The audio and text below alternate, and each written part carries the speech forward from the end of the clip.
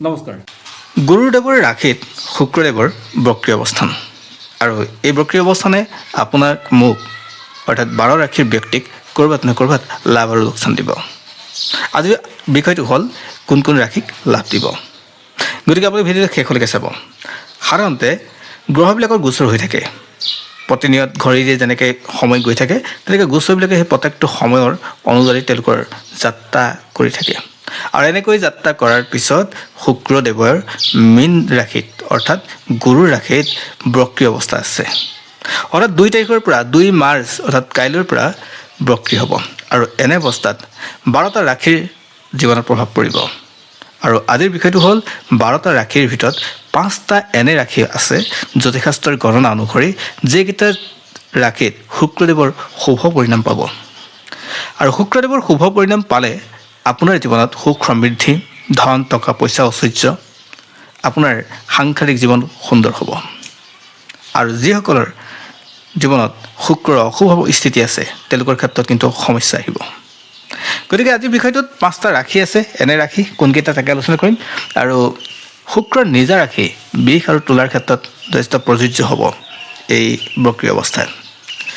নমস্কাৰ, মই আচলতে অপূৰ্বজন দত্ত। আপোনালোক সকলোকে স্বাগতম জনাইছোঁ আমাৰ ইউটিউব চেনেললৈ। আৰু আপোনালোকে যদি আমাৰ এই ভিডিঅ' ফেচবুকত চাইছে পেজটো ফ'ল' কৰি ৰাখিব, আৰু ইউটিউবত যদি চাইছে তেনেহ'লে চেনেলটো ছাবস্ক্ৰাইব কৰি কাষত বেল আইকনটো প্ৰেছ কৰিবলৈ নাপাহৰিব, যাতে অনাগত দিনত আমাৰ এষ্ট্ৰলজি ভিডিঅ'সমূহ আপুনি সহজে পায়। বিভিন্নলৈ শ্বেয়াৰ কৰিবলৈ নাপাহৰিব আৰু ভিডিঅ'টো লাইক কৰিব। বন্ধুসকল, শুক্ৰ গ্ৰহৰ গোচৰ যেতিয়া মীন ৰাশিত প্ৰৱেশ কৰে, অৰ্থাৎ শুক্ৰ গৈ যেতিয়া মীন ৰাশিত প্ৰৱেশ কৰে, মীন ৰাশি হ'ল শুক্ৰৰ উচ্চ স্থান। আৰু শুক্ৰৰ উচ্চ স্থানে আপোনাক লাভ দিবই, কিন্তু আপুনি সেই ৰাশিৰ ব্যক্তি হ'ব লাগিব, য'ত প্ৰথমটো ৰাশি হ'ল বৃষ ৰাশি। যদি আপুনি বৃষ ৰাশিৰ ব্যক্তি হয় তেনেহ'লে এই সময়খিনি আপোনাৰ কাৰণে পজিটিভ, অৰ্থাৎ আপোনাৰ ক্ষেত্ৰত লাভৱান হ'ব। শুভ সময় আৰম্ভ হৈছে বুলি ক'ব পাৰি। মান সন্মান আপুনি পাব, আপোনাৰ নিজৰ পৰিচয় বনাবলৈ পাব, অৰ্থাৎ নিজৰ পৰিচয় লাভ কৰিব। সমান্তৰালকৈ আপোনাৰ চাকৰি ক্ষেত্ৰত আপোনাৰ লাভ হ'ব। চাকৰিৰ কাৰণে যি পৰীক্ষা দিছে সেই পৰীক্ষা উত্তীৰ্ণ হোৱাৰ যোগ থাকে। সমান্তৰালকৈ আপুনি চাকৰি প্ৰাপ্তি হ'ব, আৰু যিসকলে চাকৰি ইতিমধ্যে কৰি আছে তেওঁলোকৰ ক্ষেত্ৰত পদোন্নতি হোৱাৰ যোগ থাকে। গতিকে এইখিনি সময় তেওঁলোকৰ কাৰণে লাভ আৰু মনৰ ইচ্ছা পূৰ্তি, মনৰ ইচ্ছা পূৰণ হ'ব। গতিকে বৃষ ৰাশিসকলৰ ভাল। ইয়াৰ ভিতৰত আহিছোঁ দ্বিতীয়টো ৰাশি কৰ্কট ৰাশি। যদি আপুনি কৰ্কট ৰাশিৰ ব্যক্তি হয়, এই সময়খিনিত আপুনি যদি ৰাজনীতিৰ লগত জড়িত হৈছে তেনেহ'লে এইখিনি সময় যথেষ্ট শুভ বুলি ক'ব পাৰি। বিবাহ বাৰৰ ক্ষেত্ৰত যি বাধা আছে সেই বাধাও দূৰ হ'ব, আৰু ভগৱানে আপোনাৰ ভাগ্যৰ পৰিৱৰ্তন ক্ষেত্ৰত সহায় কৰিব। আৰু এই সময়খিনি আপোনাৰ কাৰণে যথেষ্ট লাভৱান হ'ব, বিশেষকৈ ব্যৱসায়িক ক্ষেত্ৰত। যিসকলে মেকআপৰ লগত জড়িত, মেকআপ আৰ্টিষ্ট বুলিয়ে হওক বা শিল্পী কলা কৌশলী, তেওঁলোকৰ ক্ষেত্ৰত যথেষ্ট লাভৱান হ'ব, আৰু তেওঁলোকৰ জীৱনটো এটা সুন্দৰ হৈ পৰিব। ইয়াৰ পিছত আহিছোঁ তুলা ৰাশি। যদি আপুনি তুলা ৰাশিৰ ব্যক্তি হয়, এই সময়খিনি আপোনাৰ কাৰণে যথেষ্ট শুভ বুলি ক'ব পাৰি।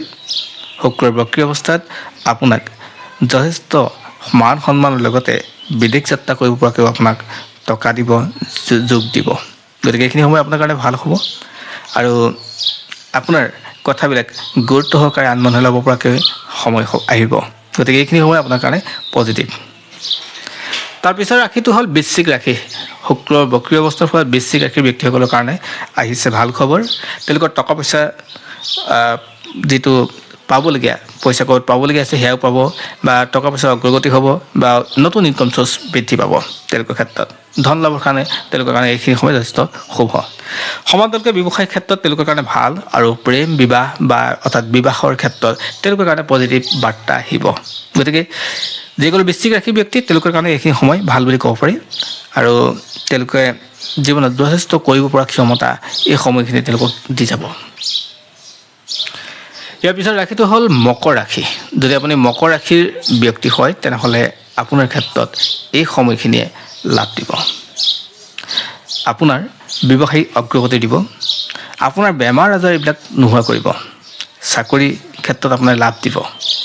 অৰ্থাৎ আপুনি নিশ্চিতভাৱে ক'ব পাৰিব যে মোৰ এইখিনি সময়ত কৰ্মস্থান প্ৰাপ্তিৰ যুগ হৈছে। গতিকে আপোনাৰ কাৰণে ভাল খবৰ। আৰু সমান্তৰালকৈ তেওঁলোকৰ যিবিলাক শত্ৰু আছিলে, বা যিকোনো ক্ষেত্ৰতে তেওঁলোকৰ বাধা বিপন্ন আছিল সেই বাধা বিপন্নসমূহ দূৰ হ'ব। গতিকে এইখিনি সময় তেওঁলোকৰ কাৰণে লাভদায়ক হ'ব আৰু তেওঁলোকৰ ধন প্ৰাপ্তিটো সহায় হ'ব। নতুন নতুন উৎস মেলিব তেওঁলোকৰ ধন প্ৰাপ্তি হ'বলৈ। তেওঁলোকৰ কাৰণে এইখিনি সময় পজিটিভ বুলি ক'ব পাৰি। স্বাস্থ্য উন্নত হ'ব, ব্যৱসায়িকভাৱে তেওঁলোক সফল হ'ব আৰু নিজে আনন্দময় অৰ্থাৎ বিলাসিতাৰে জীৱন কটাব পৰাকৈ সময় আৰম্ভ হৈছে। গতিকে যিসকলৰ ৰাশি বৃশ্চিক ৰাশি, যিসকলৰ মকৰ ৰাশি, যিসকলৰ তুলা ৰাশি, যিসকলৰ কৰ্কট ৰাশি, যিসকলৰ বৃষ ৰাশি, এই গোটেইকেইটা ৰাশিৰ ব্যক্তিসকলৰ কাৰণে যথেষ্ট শুভ সময় আৰম্ভ হৈছে।